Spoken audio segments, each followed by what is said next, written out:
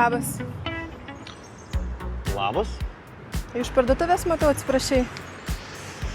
Nieko man atsiprašinėti nereikia. Direktorius aš.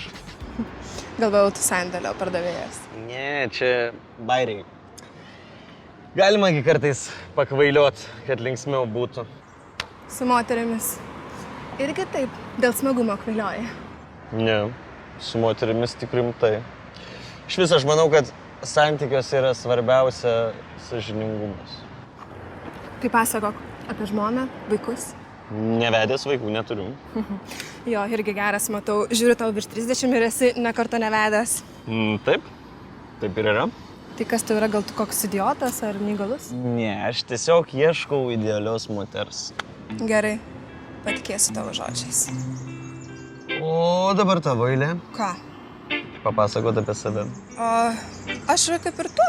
Viskas labai paprastai, netikėjusi, vaikų neturiu. Aš verslininkė. Koks verslas? Laisvalaikio organizavimas.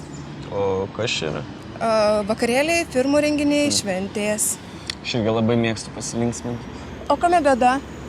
Ir tau galės organizuoti. Tau patiks. Pinigų nelabai turiu dabar. Na tai kas sakė apie pinigus?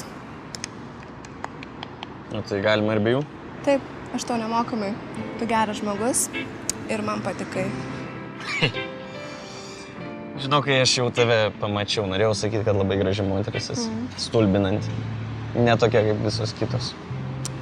Todėl manau, gal mums ir pavyks. Tai ko mes laukiam? Prisimink mano adresą. Birutės 16 kem 8. Gut? Taip.